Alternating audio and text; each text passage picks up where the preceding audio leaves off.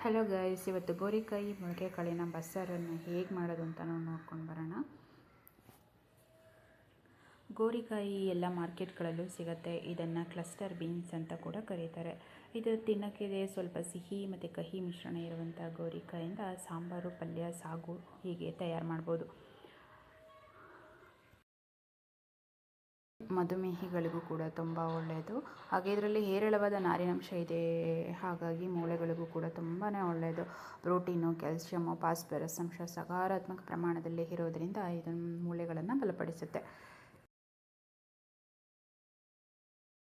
ಮೊಳಕೆ ಕಾಳನ್ನು ನೋಡೋದಾದರೆ ಇದರಲ್ಲೂ ಕೂಡ ವಿಟಮಿನ್, ಖನಿಜ ಮತ್ತು ಫೈಬರ್ ಅಂಶ ಹೆಚ್ಚಾಗಿರೋದ್ರಿಂದ ಇದು ದೇಹವನ್ನು ತಂಪಾಗಿಡುತ್ತೆ ಮತ್ತು ಆರೋಗ್ಯವಾಗಿಡುತ್ತೆ. ವೆಯ್ಟ್ ಲಾಸ್ಗೂ ಕೂಡ ತುಂಬ ಒಳ್ಳೆಯದು. ಇಲ್ಲಿ ಮೊದಲಿಗೆ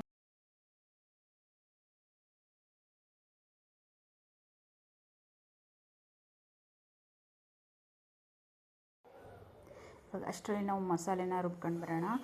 ಖಾರಕ್ಕೆ ತಕ್ಕಾಗಿ ಮೆಣಸಿನಕಾಯಿ, ಬೆಳ್ಳುಳ್ಳಿ ಮತ್ತು ಮೆಣಸು, ಆನಿಯನ್ನು, ಜೀರಿಗೆ ಮತ್ತು ಮೆಂತ್ಯನ ತೊಗೊಂಡಿದ್ದೇನೆ. ಇವೆಲ್ಲವನ್ನು ಚೆನ್ನಾಗಿ ಎಣ್ಣೆಯಲ್ಲಿ ಹಾಕಿ ಫ್ರೈ ಮಾಡಿ ಎತ್ತಿಟ್ಕೋಬೇಕು.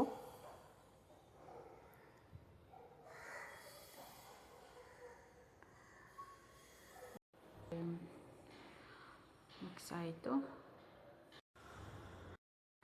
ನಾವು ರುಬ್ಬಿರುವಂಥ ಮಿಶ್ರಣನ ಕಟ್ಟಿನೊಳಗಡೆ ಸೇರಿಸ್ಕೊಂಡು ಚೆನ್ನಾಗಿ ಒಂದು ಒಳ್ಳೆ ಮಿಕ್ಸ್ ಮಾಡೋಣ.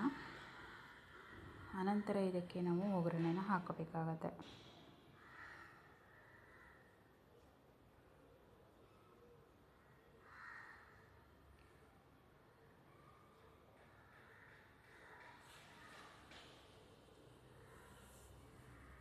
ಇಲ್ಲಿ ಕಾಯಿ ಮತ್ತು ಕಾಳು ಎರಡು ಮಿಕ್ಸ್ ಮಾಡಿದ್ನಲ್ವ, ಅದರಿಂದ ನಾವು ಸ್ವಲ್ಪ ಜಾಸ್ತಿ ಡ್ರೈ ಮಾಡ್ಕೋಬಾರ್ದು ಕಾಳನ್ನು. ಅದರಲ್ಲಿ ಎಷ್ಟು ಬರುತ್ತೋ ಅಷ್ಟು ಹಾಲನ್ನು ತೆಗೆದುಬಿಟ್ಟು ನಾವು ಕಟ್ಟಿನೊಳಗೆ ಹಾಕ್ಕೊಂಡ್ರೆ ಅದು ನಮಗೆ ಬಸ್ಸಾರು ತಿನ್ನೋದಕ್ಕೆ ಟೇಸ್ಟಿಯಾಗಿರುತ್ತೆ.